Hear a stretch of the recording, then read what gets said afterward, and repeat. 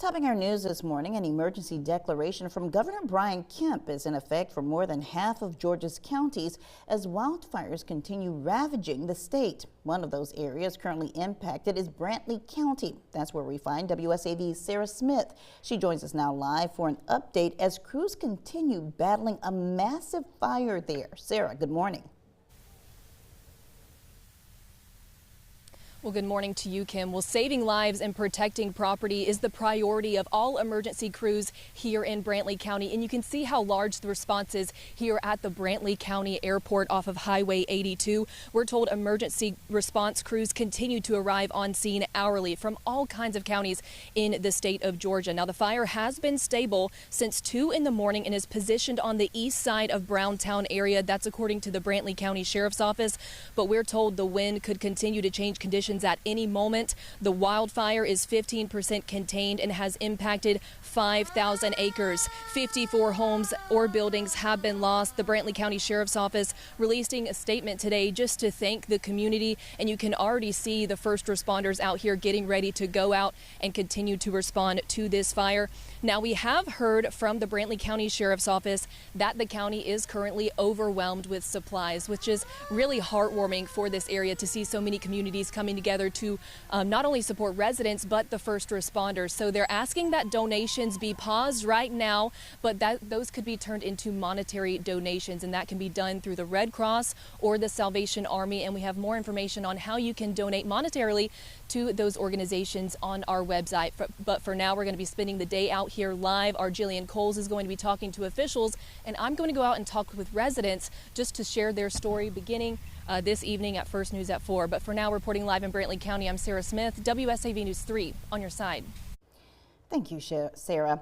Turning now to other news this morning, U.S. Central Command says its forces in the Middle East have forced more than 30 ships to turn around as part of the U.S. blockade of Iran. The White House says a ceasefire remains in place, but leaders in Iran are speaking out about the measure. Correspondent Robert Sherman is tracking it all for us from Tel Aviv. Iran keeping the pressure on the Strait of Hormuz after those 3 ships were attacked that were in or near that key water corridor there, 2 of them being seized according to Iran. This is footage from Iranian state media showing all of that playing out here.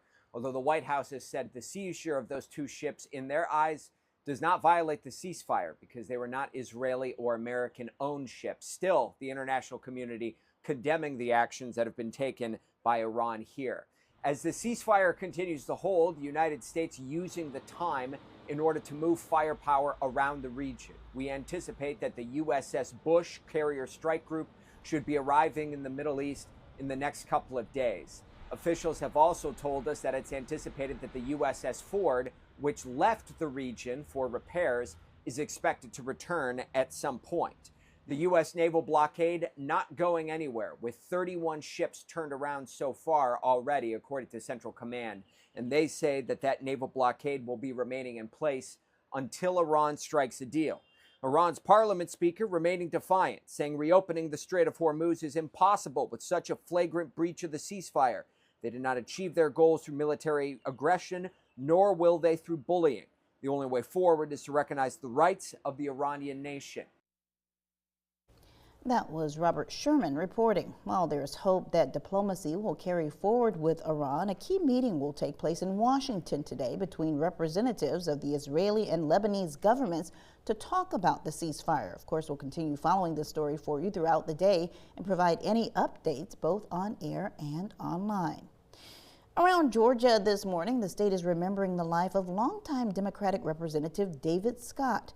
Born in 1945 in Aner, South Carolina, during the era of Jim Crow segregation, Scott would later settle in Atlanta, opening his own advertising business and getting his start in politics as a staffer on Andrew Young's 1972 congressional campaign. Elected in 2002 to Georgia's 13th congressional district, he rose to prominence in 2021, becoming the first black lawmaker to serve as chairman of the House of Agriculture. Prior to his death, Representative Scott was seeking his 13th term in Congress. Under Georgia election law, the governor must declare a special election within 10 days of a vacancy that must be held at least 30 days after that declaration. He is survived by his wife, Alfreda, 2 daughters and grandchildren. Representative David Albert Scott was 80 years old.